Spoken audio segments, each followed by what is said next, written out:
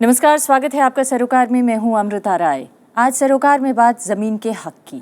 हाल ही में सरकार ने भूमि अधिग्रहण कानून में बदलाव करते हुए अध्यादेश लाने की पहल की है। आरोप है कि इस पहल के जरिए सरकार ने किसानों के हित में शामिल कई प्रावधानों को बदल दिया है। आलोचकों के मुताबिक अपवाद वाली परियोजनाओं की सूची इतनी लंबी हो गई है कि सहमति का प्रावधान निरर्थक हो गया है। यही नहीं, सामाजिक प्रभाव आकलन के प्रावधान को भी हटा दिया गया है। यानी सार्वजनिक महत्व के प्रोजेक्ट्स का पारदर्शी मूल्यांकन अब मुश्किल हो गया है। इसी तरह से जिस उद्देश्य से अधिग्रहण हुआ उसके लिए जमीन का इस्तेमाल ना होने पर या समय पर मुआवजे का भुगतान ना होने पर अधिग्रहण रद्द करने जैसे महत्वपूर्ण प्रावधानों को भी व्यावहारिक रूप से समाप्त कर दिया गया है।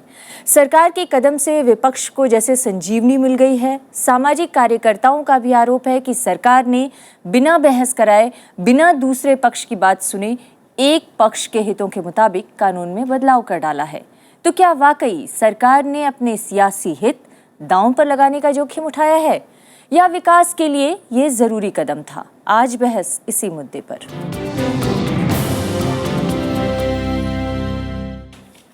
और आज इस बहस में शामिल होने के लिए हमारे साथ हैं बीजेपी के नेता प्रवक्ता संबित पात्रा। बहुत बहुत स्वागत है संबित आपका। हमारे साथ हैं योजना आयोग के पूर्व सदस्य मिहिर शाह, आपका भी बहुत स्वागत है। हमारे साथ हैं अजय भारती, आप हैं सह विचार मंडल प्रमुख स्वदेशी जागरण मंच से, आपका भी बहुत बहुत स्वागत है। और हमारे साथ हैं रामास्वामी आर अय्यर साहब, आप जल संसाधन मंत्रालय में सचिव रह चुके हैं और भूमि अधिग्रहण मुद्दे को लेकर हाल ही में आपने एक बहुत ही कटु आर्टिकल लिखा है।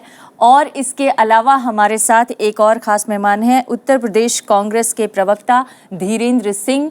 आप भट्टा पारसौल में जिस वक्त किसानों का आंदोलन चल रहा था उस वक्त उस आंदोलन को लीड कर रहे थे, आपका भी बहुत स्वागत है। और इसके अलावा यहाँ पर मौजूद छात्र छात्राओं, नौजवानों का भी मैं स्वागत करना चाहूँगी जो अपनी राय अपने सवाल के साथ हमारे मेहमानों से करेंगे बातचीत। लेकिन सबसे पहले एक खास रिपोर्ट। मोदी सरकार ने विरोधियों को वजनदार मुद्दा दे दिया है। उचित मुआवजा और भूमि अधिग्रहण, पुनर्वास, पुनर्स्थापन में पारदर्शिता के अधिकार कानून 2013 में बदलाव के लिए अध्यादेश जारी कर उसने जैसे विपक्ष को संजीवनी दे दी है। आप आइए और 100 एकड़ चाहिए आपको तो 500 एकड़ आप अधिग्रहण कर लीजिए।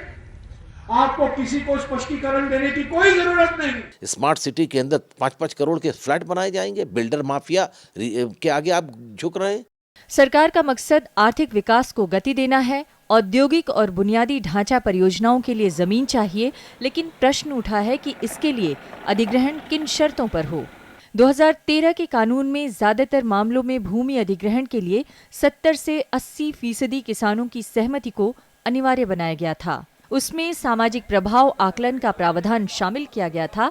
मकसद इस बात का पारदर्शी मूल्यांकन करना था कि जिस परियोजना के लिए जमीन ली जा रही है वो सचमुच सार्वजनिक महत्व की है या नहीं। जिस उद्देश्य से अधिग्रहण हुआ उसके लिए जमीन का इस्तेमाल न होने या समय पर मुआवजे का भुगतान न होने पर अधिग्रहण रद्द होने जैसे प्रावधान किए गए थे।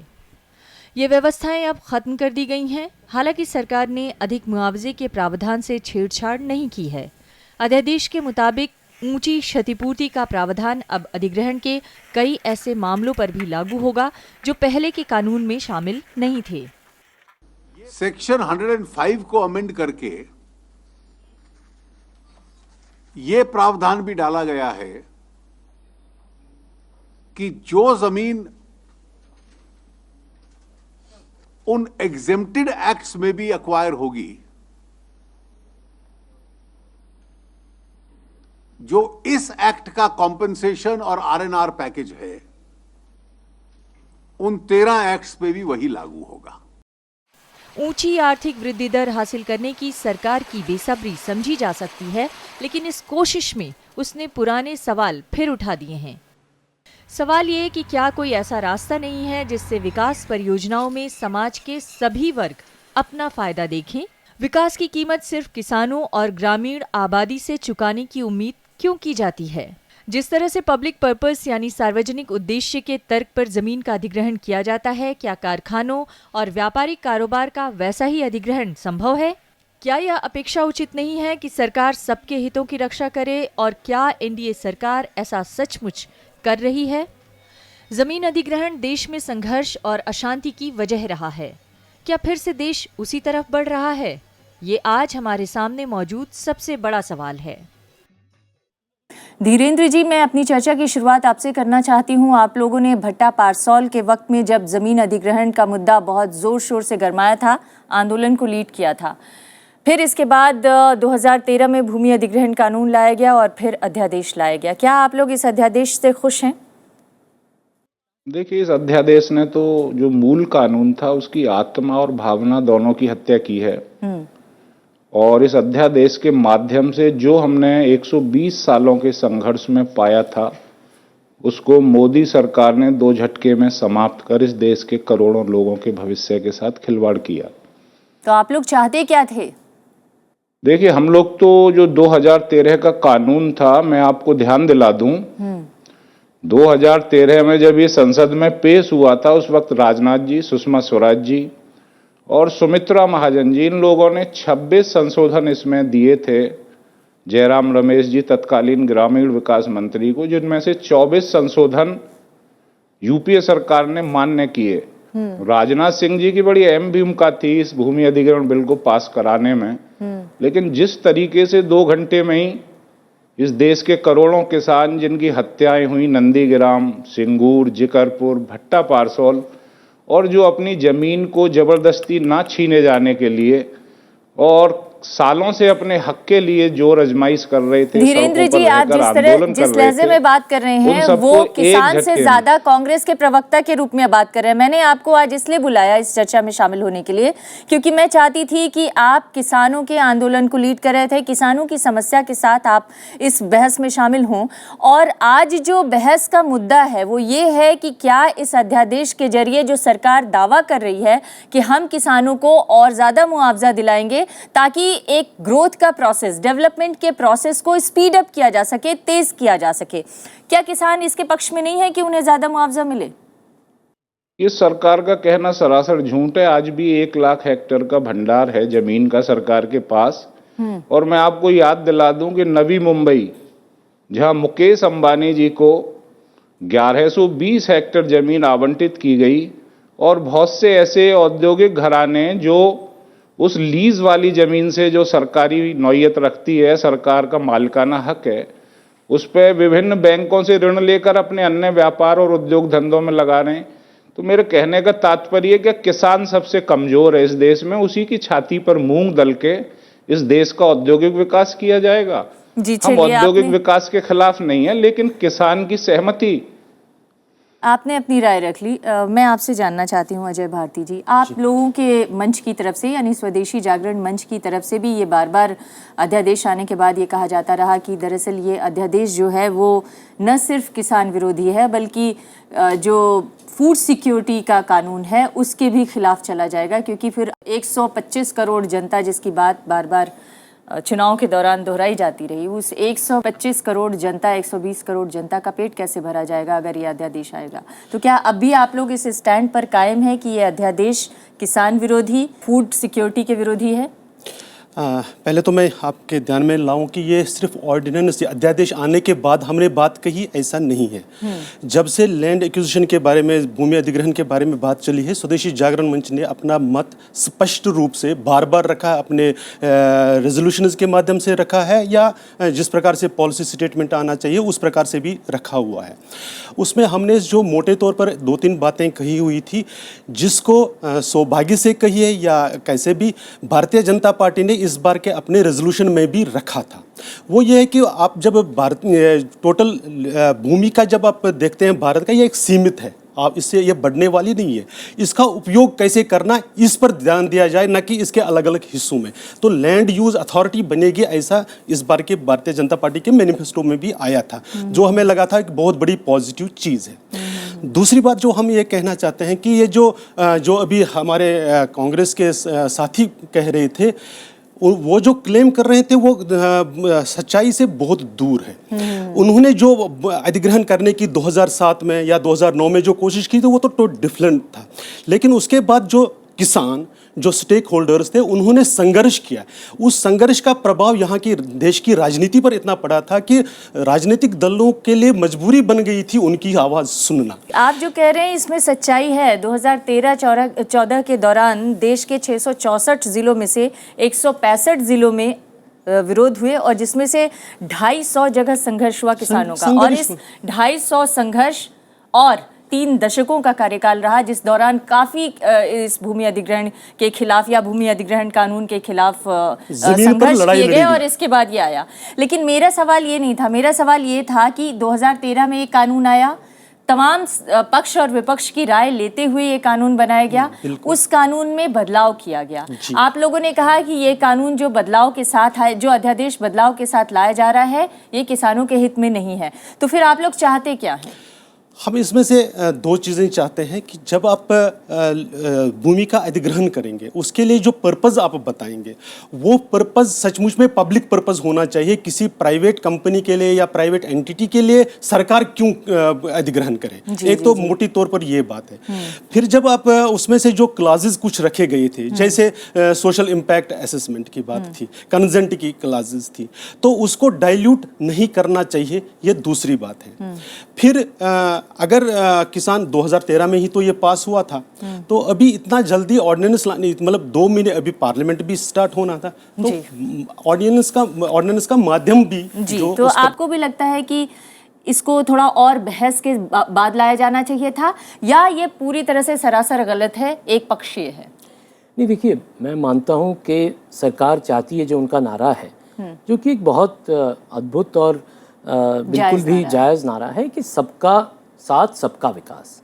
मेरा मानना ये है कि अगर सबका साथ सबका विकास में हम मानते हैं, तो विकास की परिभाषा में हम केवल उद्योगपतियों या इंडस्ट्रियल सेक्टर को तो नहीं जोड़ेंगे, हम उसमें किसान को भी जोड़ेंगे। मुझे पूरा विश्वास है जिस तरह का स्टैंड इस सरकार ने WTO में लिया है और जितना दबाव WTO का हमारे ऊपर है आज, उससे। और दूसरी बात ये है कि अगर आपको मैं एक थोड़ा अर्थशास्त्री के रूप में कुछ तथ्य बताऊं कि 2011 तक पिछले 10 सालों में जो इंटरनेशनल कमोडिटी प्राइसेस हैं, एग्रीकल्चरल सेक्टर में बहुत कृषि उत्पाद की कीमतें बढ़ी हैं, लेकिन 2011 के बाद हमारे किसानों के सामने एक बहुत बड़ा संकट आने वाला है कि ये कीमतें गिरनी शुरू हो गई हैं। तो कहीं ना कहीं किसानों की सुरक्षा और खाद्य सुरक्षा की दृष्टि को अगर हम ध्यान में नहीं रखेंगे कोई भी कानून बनाते हुए, तो वो बहुत बड़ी गलती होगी। लेकिन खाद्य मैं सुरक्षा, एक पॉइंट और जोड़ देता हूँ, क्योंकि सरकार की चिंता है इन्वेस्टर सेंटिमेंट। मैं उससे पूरी तरह सहमत हूँ। वो कहते हैं कि भाई ऐसा ना हो कि जो इन्वेस्ट करना चाहता है, जो पूंजी निवेश करना चाहता है, उद्योग लगाना चाहता है, उनके लिए ऐसा ना हो जाए कि सब कुछ बहुत असंभव सा होने लगे। मेरा सिर्फ ये कहना है कि अगर हम पॉस्को जैसा एक उदाहरण लें, 2005 से वो प्रोजेक्ट शुरू होना था, एक एग्रीमेंट साइन हुआ, 11 साल हो गए उसको, और उसमें क्या हुआ कि क्योंकि आपने लोगों की सहमति की बात ही नहीं की, आपने लोगों को जोड़ना नहीं समझा, ठीक, सबका विकास सबका साथ नहीं लिया, तो उसका परिणाम ये हुआ कि वो प्रोजेक्ट इतना डिले हो गया। तो मैं बिल्कुल सहमत हूँ कि इन्वेस्टर सेंटिमेंट प्रभावित नेगेटिवली नहीं होना चाहिए, लेकिन मेरा मानना है कि अगर आप लोगों के सामने एक प्रस्ताव रखते हैं कि भी हम एक अस्पताल बनाना चाहते हैं, मुझे लगता है इस देश की जनता उसे नकारेगी नहीं। जी। लेकिन हो सकता है कि जब अस्पताल का प्रस्ताव रखा जाए तो उसमें जितनी जमीन की मांग कर रहे हैं अस्पताल वाले, शायद उतनी जमीन की आवश्यकता ना हो। आपने जो आप सारी यूनिवर्सिटीज को देखिए अमृता जी, हमारे देश में इतना सारा लैंड एक्वायर हो चुका है। मैं कई यूनिवर्सिटी में जाता हूँ, खाली पड़ा है। जी। तो इसमें जो कानून था उसमें ये प्रावधान था कि हम ये देखेंगे क्या इतनी जमीन की वास्तव में आवश्यकता है। इन प्रावधानों को जो ऑर्डिनेंस ने हटाया उसका मैं सख्त विरोध करता हूँ। जी, 3 विरोध की आवाजें सुनी आपने संबित। सरकार ने ये जोखिम क्यों लिया? अगर सरकार बहस कराकर, पार्लियामेंट में इस पर बहस कराकर, देश के सामने और सामाजिक कार्यकर्ताओं के सामने इस पर बहस कराकर ले आती, तो ये आरोप तो कम से कम न लगते कि ये एक पक्षीय हो गया है पूरा अध्यादेश। देखिए अमृता जी, इस पूरे बहस को मैं जो सुना, इसमें 2 पक्ष हैं। हाँ। पहला पक्ष है कि ऑर्डिनेंस लाया गया, जल्दबाजी दिखाई गई, बहस नहीं हुआ। हम ऑर्डिनेंस लाया गया इसमें तो बात ही नहीं कर रहे, हम सिर्फ इस बात पे बात कर रहे हैं। मैंने जो तमाम लोगों को सुना, मुझे लगा कि 2 पक्ष है। एक पक्ष का विरोध है कि ऑर्डिनेंस लाया गया, बहस नहीं हुआ। हाँ। दूसरा पक्ष है कंटेंट के ऊपर कि जो अमेंडमेंट आए हैं वो और बेहतरीन होने चाहिए थे। जहां तक ऑर्डिनेंस का विषय है, उसका उत्तर है बहुत स्पष्ट रूप से अपने ब्लॉग में अरुण जेटली जी ने टेक्निकल उत्तर दिया है, कोई उसमें मतलब बिल्कुल टेक्निकल है, कि जो 2013 में कानून लाया गया था 1894 के कानून को बदलकर, उसमें प्रावधान ये था कि 13 ऐसे लॉ थे जिनको एग्जेम्प्ट रखा गया था अधिग्रहण से, उनको अगर हमें लगाना है, एग्जेम्प्ट हटाना है और उनमें कानून के प्रावधान लगे लैंड एक्विजिशन के, तो ये आवश्यक था कि 31 जनवरी 2014 तक एक नोटिफिकेशन सरकार की तरफ से होना चाहिए। ये अमेंडमेंट 31 दिसंबर 2014 तक होना चाहिए। तो स्वाभाविक रूप से ये तो बहुत बड़ा फायदा लोगों के लिए हुआ। अगर 13 ऐसे क्षेत्र होते जहां से एग्जेम्पशन रहता, चाहे वो कोल माइंस के अंतर्गत हो, चाहे वो रेलवे के लिए जो जमीन लेते हैं, मेट्रो के लिए जो जमीन लेते हैं, तो उन लोगों को वंचित रखा जाता। तो ऑर्डिनेंस ऐसा नहीं कि बहस नहीं होगा, बहस तो होगा ही, अंततः आप पार्लियामेंट में बहस ही करके इसको पास करेंगे, 6 महीने के अंदर रैटिफाई होना पड़ेगा। दूसरा जो कंटेंट तो फिर इतनी हड़बड़ी क्यों? नहीं, मैंने हड़बड़ी बताया, टेक्निकल कॉज दिया आपको कि वरना वो जो 13 एग्जेम्प्टेड लॉ थे उनका क्या होता, लोगों को ही नुकसान होता। साथ जो और जो उसमें शामिल कर दिए गए एग्जेम्पशन की लिस्ट में, और वो कंटेंट पे आ रहा हूं। कंटेंट पे मैं इतना ही कहूंगा कि फॉर्मर नेशनल एडवाइजर काउंसिल के मेंबर रहे हैं कांग्रेस के ही, NC सक्सेना, उन्होंने कहा है, मैं वो 3 लाइन पढ़ देता हूं। What Jairam Ramesh, the former rural development minister who piloted the bill, did was a lot of committees and delay. ये कह रहे हैं NC Saxena. What he did was to acquire 1 acre of land. The file needs to go through 300 hands and 5 years time. So it was anti-industry, anti-farmer. What this government has done is ease the procedure and made it pro-industry.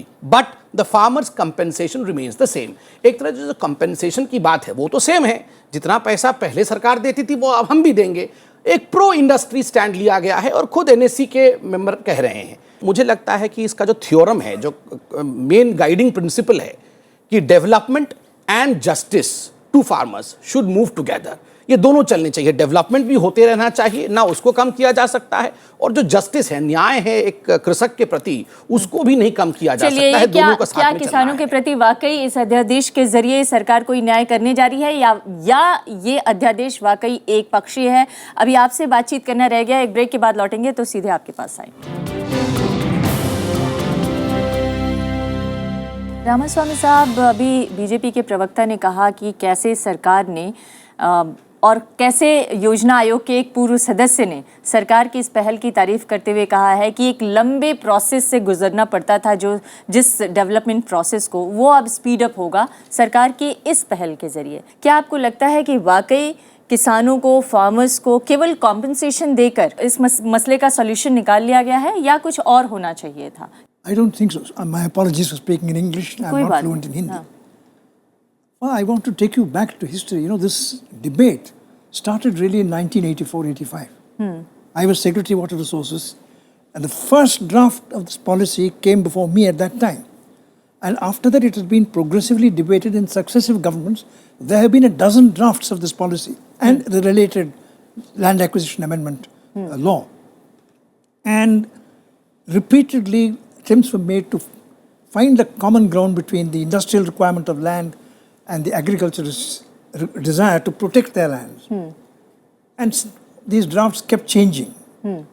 Ultimately, we came to this, you know, in fact, the NDA government notified a policy, rehabilitation readjustment policy, in 2004, February 2004. And if you compare that policy with this law, you will find a lot of difference. It is not in line with the policy which the Atal Bihari Vajpayee government notified in 2004.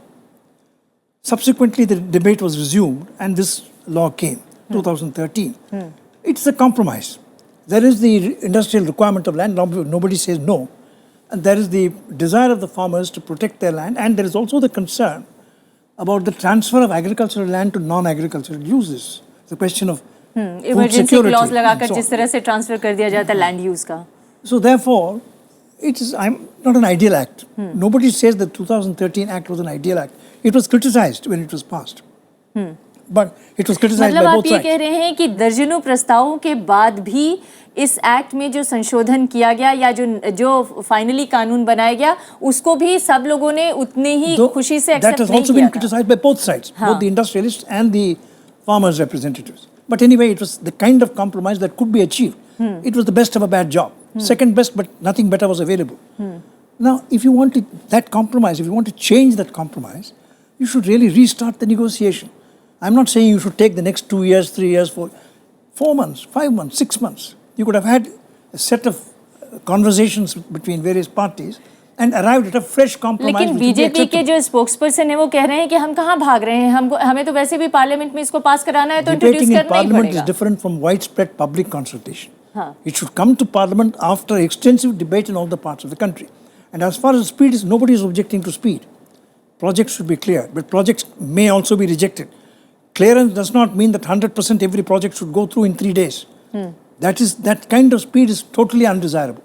Every project has to be examined carefully for its impact on society, its impact on nature. I mean, these can't be short-circuited.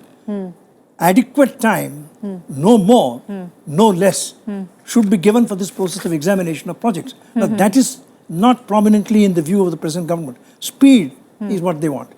And secondly, social impact के बजाय speed पर ज्यादा जोर है इनका. Not only that, when they talk about development, they mean industry. They are identifying development with industry.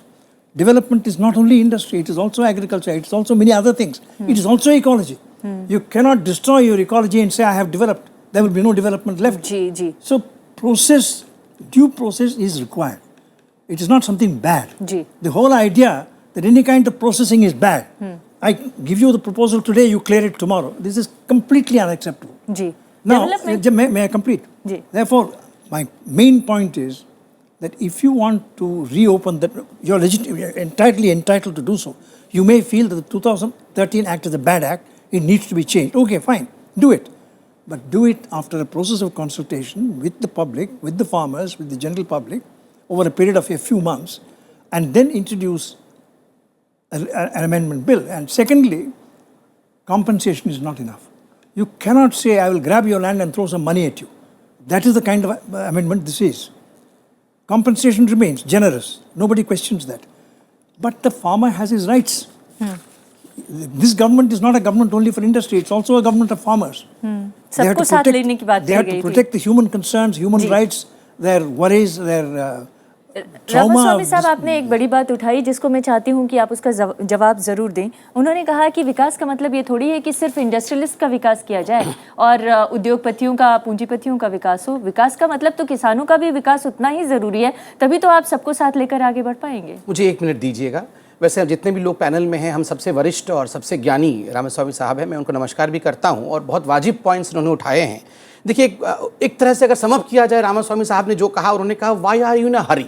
एक line में कहा why you are in a हरी, उन्होंने कहा. मगर आप पब्लिक डिस्कोर्स में देखा जाए, आप डिबेट हम रोज शाम को करते हैं, तो वहां हमसे पूछा जाता है why are you not in a hurry. आपको तो इसलिए चूज किया गया है कि आपने बहुत बड़ा परिवर्तन लाना है और जो हिंदुस्तान इतना नीचे चला गया है, आपने रातों रात उसे उठा देना है. तो ये 2 कॉन्ट्राडिक्टरी स्टेटमेंट है. स्वाभाविक है, भारत की सरकार को एक मध्यम मार्ग चुनना पड़ेगा जहां हरी भी नहीं हो और हरी भी हो. बहुत अच्छा ज़राबी साहब जो कि ब्लूमबर्ग के एडिटर है, उन्होंने एक इंटरव्यू दिया था, मैंने वो लिख लिया है पॉइंट. उन्होंने कहा the government has come from ABCD to road. ABCD का उन्होंने कहा the previous UPA government was in ABCD. A for avoid, B for bypass, C for confuse, D for delay. To road, Modi government is on road. Responsibility, ownership, accountability and discipline. Definitely. If all these characters has to be seen, Mr. Ramaswamy, then we will fight for the ecology also. No one is going to compromise on the count of environment. We stand by the environment, as has been umpteen number of times emphasized by none other than the environment minister, Mr. Javadekar himself. दूसरा महत्वपूर्ण विषय यह है कि आपने कहा कि farmer और डेवलपमेंट दोनों को बैलेंस करने की आवश्यकता है. मेक इन इंडिया का एक कंसेप्ट हमने दिया है. इन्वेस्टर्स को हिंदुस्तान में लाना है. इन्वेस्टर्स क्या देख के आएंगे? कल मैं ग्लोबल समिट में था, मैं आदरणीय प्रधानमंत्री जी को सुन रहा था. उन्होंने कहा कि देखिए, 4 धाम यात्रा में हम जाते हैं हिंदुस्तान में और हमें मोक्ष मिल जाता है, मगर जो फाइलें हैं हिंदुस्तान में, वो 36 धाम यात्रा में जाकर भी उन्हें मोक्ष नहीं मिलता है. ऑफिस में फाइलें इतनी दूर से घूमी रही हैं. तो इस डेवलपमेंट का अंततः कैसे होगा? ये संबित जी से मैं वही बात आगे ले जाना चाहता हूँ कि डिले नहीं हमें करना. जनता चाहती है कि तेज़ी से विकास हो, सहमत हूँ इस बात से. मेरा सिर्फ ये अनुरोध है कि डिले कई कारणों से होता है, केवल फाइलों में डिले नहीं होता. अगर आप जनता की आवाज़ नहीं सुनते, जनता को कॉन्फिडेंस में नहीं लेते, ज़बरदस्ती निर्णय लेते हैं, जो मैंने पॉस्को का उदाहरण आपको दिया, क्या हुआ? आंदोलन हुए, लॉ एंड ऑर्डर में व्यवधान पड़ा, इन्वेस्टर सेंटिमेंट एडवर्सली अफेक्ट हुआ, क्योंकि लोगों को लगा कि यार यहाँ तो जनता की आवाज़ सुने बिना ये प्रोजेक्ट आगे कैसे बढ़ पाएगा। तो ये डेमोक्रेसी है, ये भी हम याद रखें। मैं पूरी तरह अप्रिशिएट करता हूँ कि ये टाइम बाउंड प्रोसेस होना चाहिए और इसमें समय सीमा होनी चाहिए। मैं ये भी स्वीकार करता हूँ कि सोशल इम्पैक्ट असेसमेंट करने की कैपेसिटी, जो क्षमता है हमारे देश में, अभी बहुत कम है। मेरा अनुरोध सरकार से ये होगा कि उस पर हम ध्यान दें, उसको सुदृढ़ करें, जिससे कि जो भी काम ये करना है वो सुचारू रूप से हो, जनता की आवाज़ सुन के भी हो और ऐसा हो जिसमें नुकसान सबसे कम हो। मुझे लगता है लोकतंत्र की ताकत को हमें नमन करना चाहिए। उसे केवल ये नहीं समझना चाहिए कि लोकतंत्र है इसलिए हम धीमे हैं, चीन इसलिए आगे है कि वो अलोकतांत्रिक है। मुझे लगता है लोकतंत्र हमें स्पीड भी दे सकता है। जी, और मैं इसी को जोड़ के आगे बढ़ाना चाहती हूँ। अभी आपने कहा था कि किसानों के अंदर अशांति है, असंतोष है, और हमने ये भी देखा कि 2013-14 के दौरान 250 अशांति के मामले यानी किसानों के संघर्ष के मामले सामने आए थे। और ये तो सिर्फ एक साल का उदाहरण दे रही हूँ, इससे पहले भी तमाम किसानों के संघर्ष के मामले सामने आते रहे हैं, जिस समय बार बार ये सवाल उठाया जाता रहा है कि सरकार ज़मीनों का अधिग्रहण क्या किसानों की कीमत पे करेगी। और इस तरह की अशांति, इस तरह के संघर्ष का इतिहास होने के बावजूद सरकार ने ये जोखिम उठाया। देखिए, बहुत महत्वपूर्ण विषय है। आपने सच कहा कि 2013 और 14 के दौरान अगर ग्रोथ को किसी प्रकार से मार खाना पड़ा तो वो बहुत आंदोलनों से भी खाना पड़ा, क्योंकि अभी सर ने कहा कि 250 से अधिक जो है किसानों का आंदोलन चला। मगर उस समय के सरकार में, अब की सरकार में फ़र्क यह है कि हमारे पास एरोगेंस नहीं होगा। हम समझाएंगे, अवेयरनेस क्रिएट करेंगे, जनता तक जाएंगे, फार्मर्स तक जाएंगे, उन्हें बताएंगे पूरे विषय को लेकर। या आप देखिए, अगर आपके इंफ्रास्ट्रक्चर को हम डेवलप करेंगे, इलेक्ट्रिसिटी के लिए हम अगर लैंड प्रोक्योर करेंगे, तो लास्ट में अगर फायदा किसी को होगा तो आप ही को होगा। तो क्या अच्छा नहीं होता कि अपने सहयोगी मित्र संगठन को ही कम से कम अवेयर किया होता? जी, एक बात इसमें, जब हम ये बात कर, हालांकि मैं संबित जी की बात को काट नहीं रहा हूँ, मैं कुछ याद दिलाना चाहता हूँ। ये देश वो देश है जिन्होंने भूदान किया। यानी यहाँ के लोगों के पास, जब आप जनता के पास जाते हैं, जब उनको बात ये समझ में आ जाती है कि ये किसी ठीक पर्पस के लिए है, वो ऑब्जेक्शन नहीं करते हैं, आगे आकर उसमें मदद करते हैं। ये तो एक बात हमको ध्यान में रखनी। दूसरा, जो मैं बहुत एक समझता हूँ कि हम डिससर्विस करेंगे अगर हम आज की वर्तमान भाजपा सरकार को, एनडीए सरकार को पिछली कांग्रेस सरकार के परफॉर्मेंस के साथ कंपेयर करेंगे। उस पर तो कोई ये नहीं कहता कि वो कोई सरकार भी थी, उसके लिए तो कमियां थी ही थी। जब हम उसके साथ कंपेयर करेंगे तो ये तो बहुत पॉजिटिव चीज़ें दिखाई देंगी स्वाभाविक रूप से। हमें जो याद रखना होगा एक मुद्दे की और बात, वो है कि इस सरकार को जो मैंडेट मिला है वो सारी डिविजन्स को काट कर, यानी सब लोगों ने एक आशा भरी नज़र से इस सरकार को चुना है। जब ये सरकार को ये एक तरीके से हम कहें तो पैराडाइम शिफ्ट के लिए वोट था। और जब आप पैराडाइम शिफ्ट की बात जब आप करते हैं, तब जनता की भागीदारी निर्णायक होनी, उसकी आवश्यकता, उसको अप्रिशिएट करने की आवश्यकता है। और उसी संदर्भ में आप डिबेट से किसानों के कंसेंट को लेके जो सरकार का इस बार का रवैया है, उससे आप लोग संतुष्ट नहीं हैं? सिर्फ कंसेंट ही नहीं, बल्कि उनकी जो सरोकार, उनका जो सरोकार है, उनके जो एप्रीहेंशन, वो हो सकता है वो हार्वर्ड से पढ़ लिख कर आए नहीं है, उनके पास अंग्रेजी में आर्टिकुलेशन करने की ताकत नहीं है, लेकिन उनके जो कंसर्न्स है, उसको, जिसको कभी भाजपा ने भी वॉइस दिया है, तो उस वॉइस को कौन रिप्रेजेंट करेगा? Going to the contents of the ordinance, compensation has been retained, good. But some important safeguards for the farmers have gone. The social impact assessment, because land acquisition does not merely take away land, does not merely take away livelihoods, it also destroys the community. It disrupts the whole way of life. Now, social impact assessment would have brought out some of these wider नुकसान को केवल पैसे की भरपाई से और मुआवजे से नहीं तोला जा सकता है। नुकसान को की भरपाई अगर आपको करनी है तो उसके पुनर्स्थापन और पुनर्वास की व्यवस्था भी करनी होगी। मैं एक ब्रेक के बाद आऊंगी। One sentence. This social impact assessment is dispensed with not in a few cases. At the same time, the scope of the act has been expanded enormously. Now, hardly any case of land acquisition will require that process now. Practically, this is what I keep saying. This is not an amendment. This is a repeal of the 2013 Act. It totally destroys the Act. जी। और उस 2013 के act को जो standing committee ने पास किया था, उस standing committee की चेयरमैन थी आज की स्पीकर सुमित्रा महाजन जी। बीजेपी के तमाम नेताओं ने उसको एंडोर्स किया था, उसकी प्रशंसा की थी, मगर आज सरकार को क्यों आखिर ये लगा कि इसको एक झटके में बदलना है? ये एक बड़े बहस का मुद्दा है। हम बहस लगातार कर रहे हैं, आएंगे आपके पास भी धीरेन्द्र जी। एक ब्रेक के लिए रुकते हैं, ब्रेक के बाद लौटते हैं।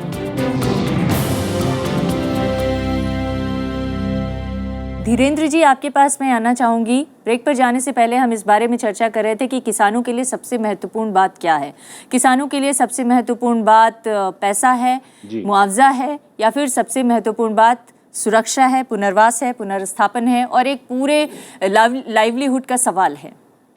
मैं आपकी बात का जवाब देने से पहले मैं बहुत सम्मान करता हूं संबित जी का। इन्होंने जिस साफ गोई से इस देश के इंफ्रास्ट्रक्चर और रक्षा मामलों के साथ साथ इस देश के किसानों को साथ लेकर चलने की बात कही है, मैं इनसे ये पूछना चाहूँगा, इसका एक क्लॉज था जिसमें अगर कोई नौकरशाह किसान के साथ हकतलफी करे तो उसे पनिशमेंट देने की बात थी, लेकिन उस क्लॉज में इन्हें क्या संशोधन की आवश्यकता थी? अब वो सारी चाबुक फिर से प्रशासनिक लोगों के हाथ में आ गई ताकि वो किसान से ज़बरदस्ती करें।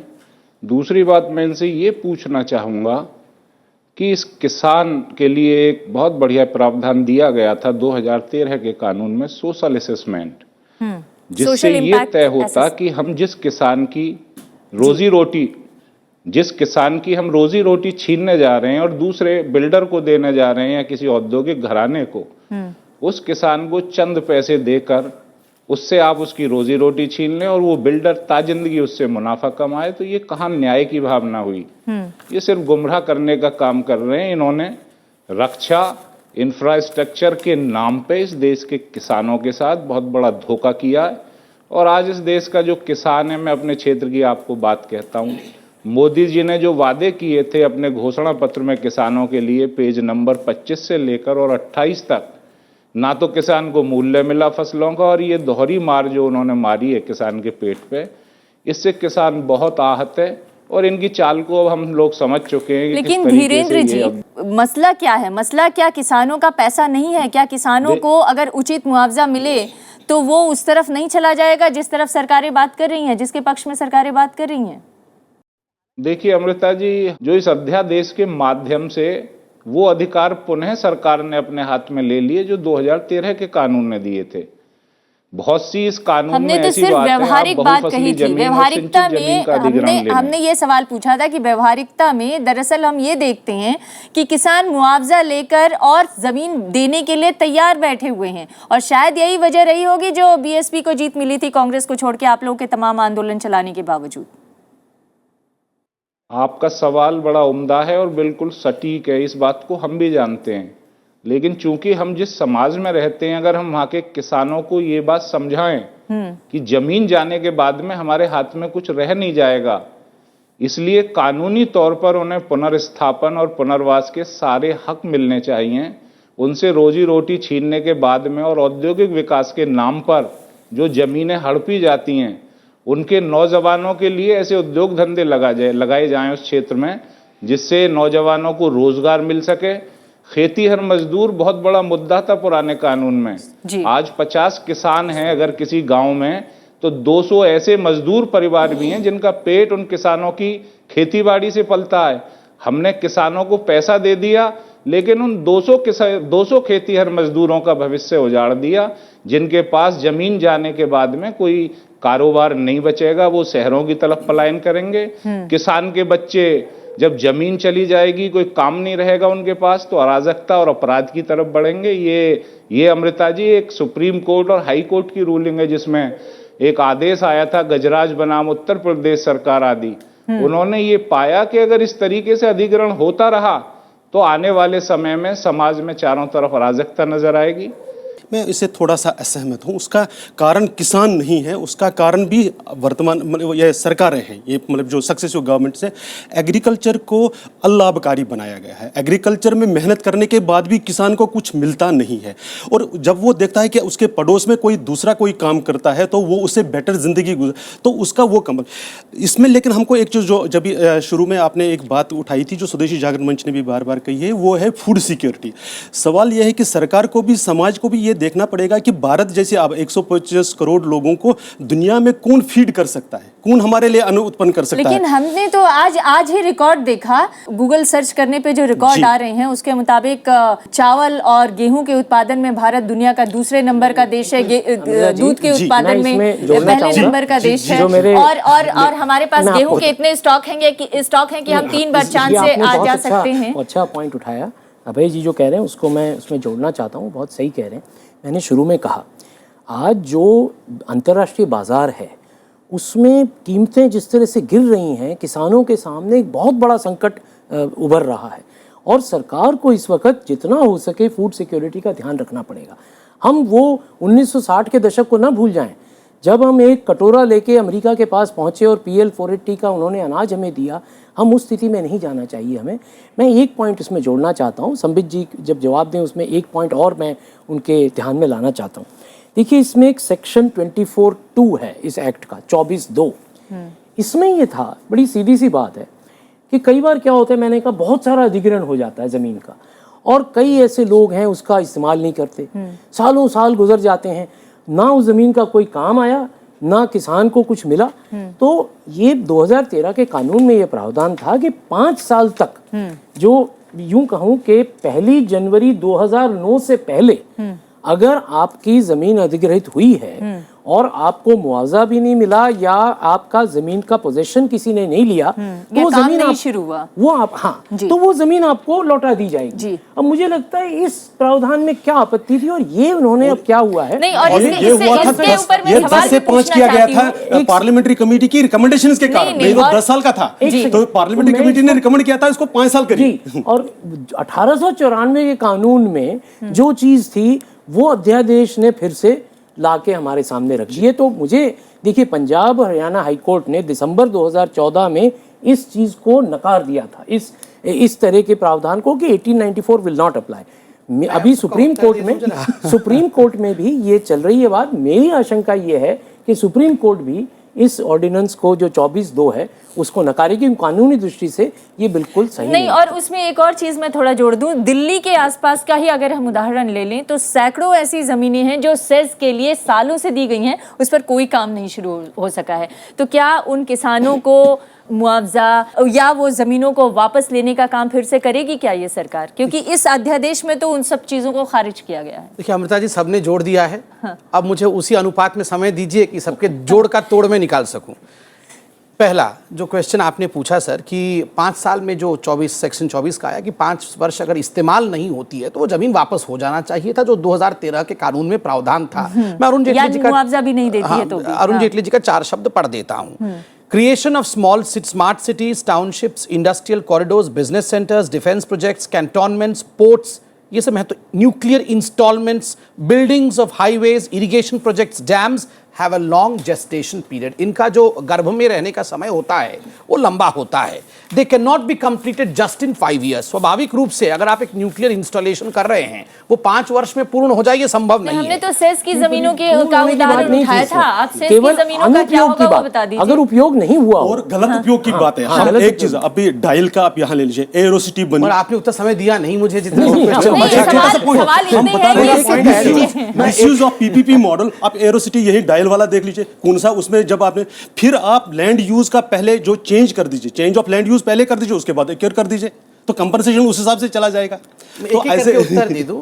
देखिए कल मैं जब ग्लोबल समिट में बैठा था, अरुण जी ने भी वहाँ स्पीच रखा था, लैंड एक्विजिशन पे स्पेशली रखा था, तमाम अखबारों ने उसे उठाया है। एक वर्ड उन्होंने यूज किया है जो पहले भी था, कॉम्पिटिटिव फेडरलिज्म। आज की जो दुनिया है वो कॉम्पिटिशन फेडरलिज्म का है। स्टेट सेंटर के साथ कंपीट करे, स्टेट परस्पर में कंपीट करे। और उसमें अरुण जी ने कल बहुत महत्वपूर्ण बात कही। देखिए, कंज्यूमर भगवान है ऐसा तो हम कहते ही हैं और ये सच्चाई है।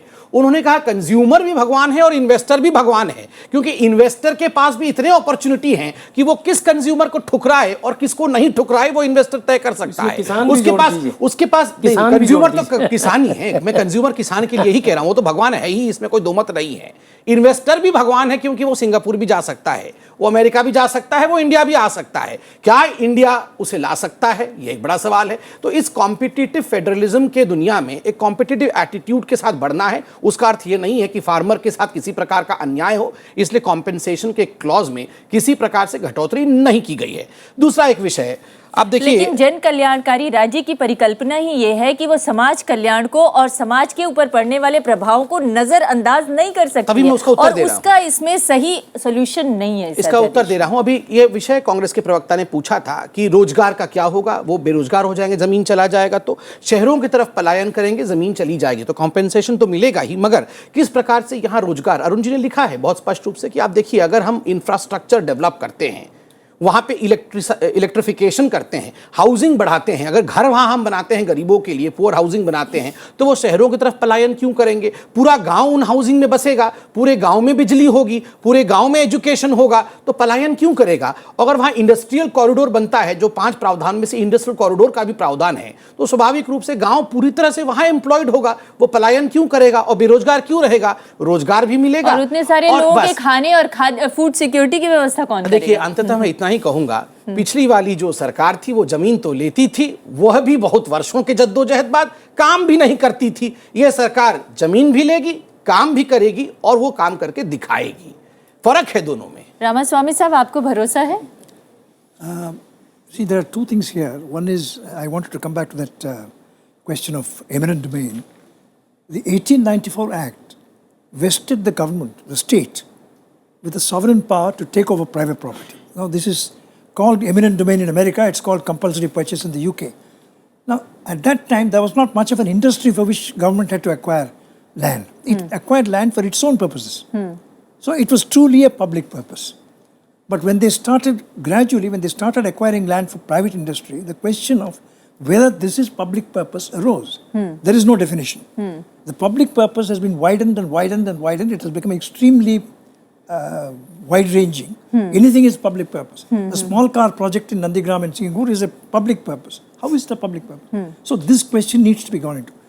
In the debate from the 1980s up to 2013, this was an important issue. And many people felt that there was no justification for the state using its sovereign power to acquire land and hand it over to industry. If the industry wanted land, fine, let them negotiate and purchase the land. But since the agriculturist is a poor negotiator, weaker negotiator, the state should somehow hold his hand. Protect them. This was the thinking. That was not totally accepted, but to some extent, the 2013 Act makes a provision for it by providing for community consent. 80% consent or 70% consent in certain cases. That has gone. Again, the huge expense, it will hardly apply in any case. So community consent has gone, social impact assessment has gone, all that remains is compensation. So what it means is you throw money at the farmer, take his land. This is land grabbing. You see, in the case of industry, if the government uses its sovereign powers to take over an industrial property, it will be called nationalization and government will be accused of socialism. If the same government uses its sovereign powers to take over farmers' land and give it to industry, it is called capitalism. You please work it out yourself. बहुत कड़ी टिप्पणी है आपकी। सही है। देखिए समित जी, मैं सहमत हूँ कि इंडस्ट्री की आवश्यकता है, अस्पतालों की आवश्यकता है, हाउसिंग कॉलोनी की आवश्यकता है। मैं ये कह रहा हूँ, आप क्यों मानते हैं कि जब हम किसान को कहेंगे कि भाई हम आपके वहाँ ये हाउसिंग कॉलोनी बना रहे हैं, जब हम आपको बसाना चाहते हैं, तो कौन ऐसा किसान होगा जो कहेगा कि नहीं मैं सहमत नहीं हूँ? पर आप सहमति मांगेंगे तब ना।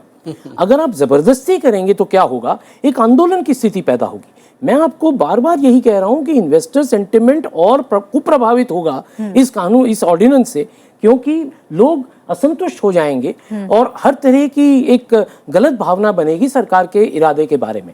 अगर आप उनसे पूछते हैं, आप उनको, ये डेमोक्रेसी का मतलब है, लोकतंत्र का अर्थ है लोगों को आप पूरी निर्णय प्रणाली में जोड़िए, उनका सम्मान कीजिए, उनकी बात सुनिए, हो सकता है उनसे भी आपको कुछ सीखने को मिले। मैं गांव में 25 साल रहा हूं, आदिवासी गांव में मैंने सेवा का काम किया है, मैंने उनसे बहुत कुछ सीखा है कि किस प्रकार आप डेवलपमेंट प्रोजेक्ट को ज्यादा अच्छी तरह इंप्लीमेंट कर सकते हैं। हम क्यों मानते हैं कि सारा ज्ञान हमारे पास है, सरकार के पास है या प्राइवेट सेक्टर के पास है? इसीलिए शायद रामास्वामी जी को ये कहना पड़ रहा है कि ये लैंड एक्विजिशन नहीं बल्कि ये लैंड ग्रैबिंग प्रोसेस की शुरुआत होगी इस तरह से। Add to this that if this is the kind of sovereign behavior that produced the Naxalite movement, this will strengthen the Naxalite movement.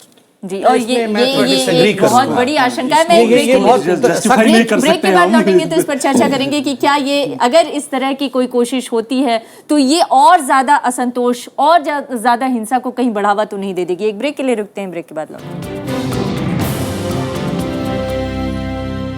एक जानी मानी पत्रिका है EPW, जिसने अपने संपादकीय में सरकार के इस कदम को भूमि आजीविका और कंपनी सरकार, इन्वर्टेड कॉमा में कंपनी सरकार का नाम दिया।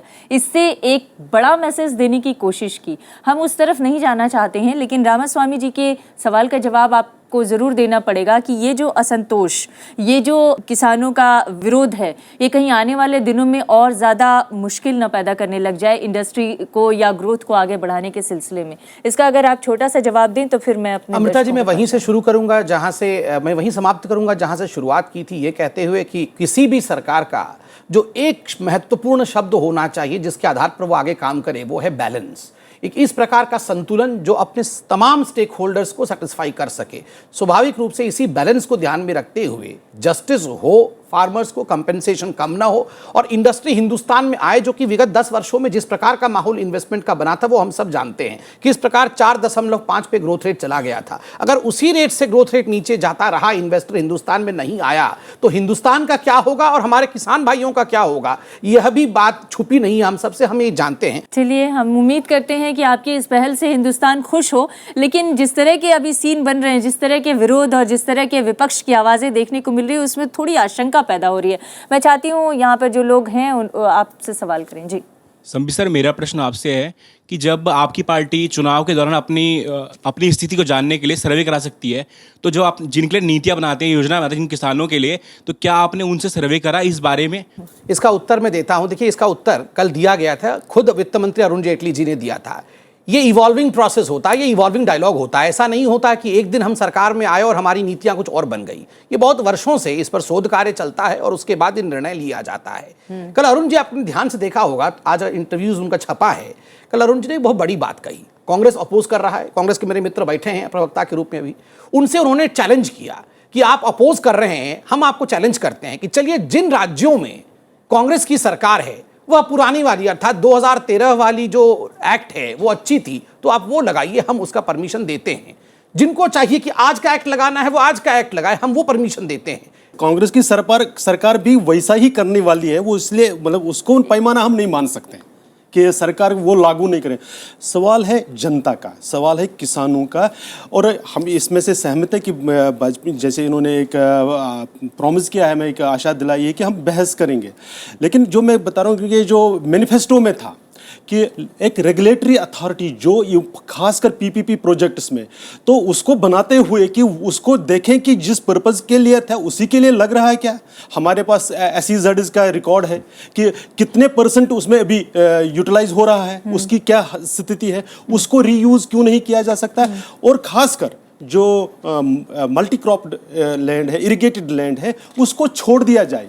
तो ये ऐसी कुछ बातें हैं, इसको सिर्फ इसलिए कि कांग्रेस की सरकार नहीं कर रही है इसलिए हम भी नहीं करेंगे, इस पैमाने पर नहीं देखना चाहिए, ऐसा मेरा निवेदन। जी, मैं अगला सवाल लेती हूँ। मेरा सवाल सर से ये है कि 2013 में जो कानून आया वो ज़मीन पर क्यों नहीं लाया गया? उसको पहले लागू हो जाता, फिर इसको अमेंडमेंट करते तो ज़्यादा अच्छा होता। इसका उत्तर मैंने शुरुआत में ही दे दिया था। ये टेक्निकल विषय था और इससे जो हमने अमेंडमेंट लाए हैं ऑर्डिनेंस के माध्यम से, खामियां पता चलती है उसको जमीन पर लाने के बाद। मैं बता रहा हूँ ना, आपने अगर समझा होता, मैंने शुरू में कहा था ये टेक्निकल है। 31 दिसंबर 2014 तक वो अमेंडमेंट लाना आवश्यक था, वो नोटिफिकेशन लाना आवश्यक था, वरना वो 13 कानून जिसको एग्जेम्प्ट रखा गया था उसके अंदर एक्ट्स के प्रावधान नहीं लागू हो पाते और करोड़ों फार्मर्स उसके चपेट में आ जाते। वो आपका एक क्लॉज सही है, लेकिन बाकी आपने उसमें बहुत कुछ जोड़ दिया। ये तो कंटेंट सेकंड विषय, उन्होंने स्पेसिफिकली वही पूछा था। उन्होंने सही पूछा है कि अगर हम बाकी कानून को लागू करके देखते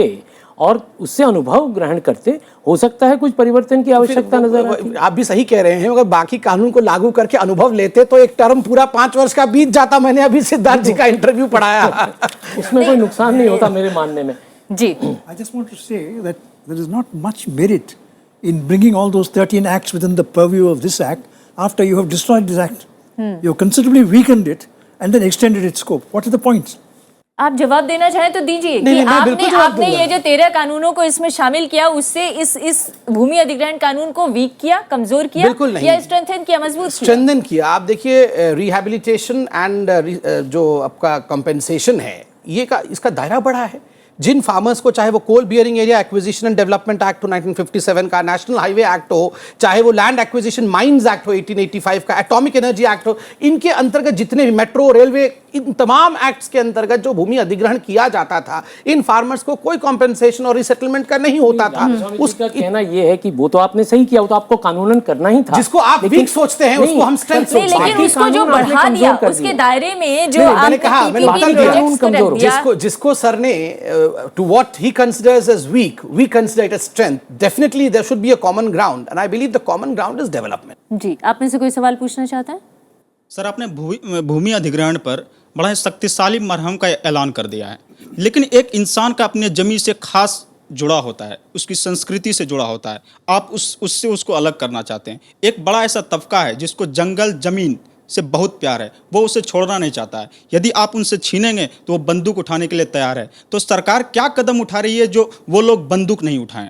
देखिए, सबसे पहला सरकार जो कदम उठा रही है, जो पहले वाले प्रावधान में भी था कि कॉम्पेंसेशन दिया जाएगा, रीसेटलमेंट और रिहैबिलिटेशन कराया जाएगा, उसके बावजूद वो बंदूक उठाए तो वो गलत होगा, क्योंकि कॉम्पेंसेट किया गया है मार्केट प्राइस से 4 गुने दाम में अगर रूरल एरिया में है, मार्केट प्राइस से 2 गुने ज़्यादा दाम में अगर वो अर्बन एरिया में ज़मीन है। उसके बाद भी हमने देखा है कि केवल 5 सेक्टर, चाहे हिंदुस्तान के डिफेंस से जुड़ा हो, इंफ्रास्ट्रक्चर डेवलपमेंट से जुड़ा हो, इलेक्ट्रिफिकेशन, हाउसिंग, उन क्षेत्रों में केवल सोशल इंपैक्ट वाले विषय को कटाया गया है। इसमें एक बात ध्यान रखिए, सबसे जो इसमें गाइडिंग प्रिंसिपल होता है, एक व्यक्ति का महत्व समाज से बड़ा नहीं होता है। समाज का जो कलेक्टिव ग्रोथ है वो ज़्यादा महत्वपूर्ण है। हाँ, उसको कॉम्पेंसेट हम नहीं करते तो हम कहते हैं कि ये स्टेट फेल हो गई है, स्टेट कॉम्पेंसेट नहीं कर रही है। कॉम्पेंसेट करने के बाद भी वो व्यक्ति अगर कहेगा कि नहीं, मुझे तो इस जमीन के टुकड़े से प्यार है, ये मेरी माँ है, मैं यहीं रहना चाहता हूं, इसे किसी भी कीमत पे नहीं छोड़ूंगा, तो ये फिर एक व्यक्ति का सेल्फिशनेस होगा, ये समाज के प्रति समर्पण नहीं। सर, आप हरी कर रहे हैं तो सिग्नल तोड़ के कर रहे हैं ना? नहीं, सिग्नल तो तोड़ा ही, रेड सिग्नल में घुस रहे हैं। नहीं, बिल्कुल नहीं तोड़ा है। आपने कहा कि रोजगार चाहिए, कैसे मिलेगा रोजगार अगर फैक्ट्री नहीं बनेगी? अगर 20 साल तक एक ही फैक्ट्री बनती रहेगी तो आपका जनरेशन भी पूरा हो जाएगा, अच्छे दिन तो तब भी नहीं आ पाएंगे।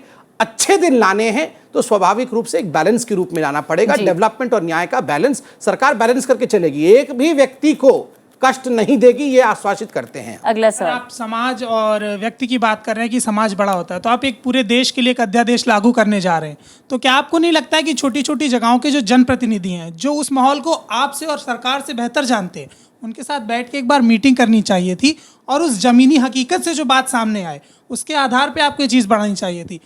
एक व्यक्ति ने फैसला कर लिया कि ये अध्यादेश लाना है और उसके बाद आप कहते हैं कि अब हम बातचीत करेंगे। जो बातचीत आपको पहले करनी चाहिए थी वो आप बाद में करना चाहते हैं। समझने में इसमें दिक्कत हुई है। बातचीत करेंगे अर्थात बहस पार्लियामेंट में, बातचीत हो चुकी है, इवॉल्विंग प्रोसेस है, अर्थात ये अगर आप बातचीत कर रहे हैं तो ऐसा विरोध क्यों दिख रहा है? कंप्लीट कर। देखिए, ऐसा है कि जो बातचीत करने की प्रक्रिया है ये इवॉल्विंग प्रोसेस है, ये शोध चलता रहता है। ऐसा नहीं है कि एक व्यक्ति उठ के अपने कलम से ऑर्डिनेंस बना देता है और वो कानून बन जाता है।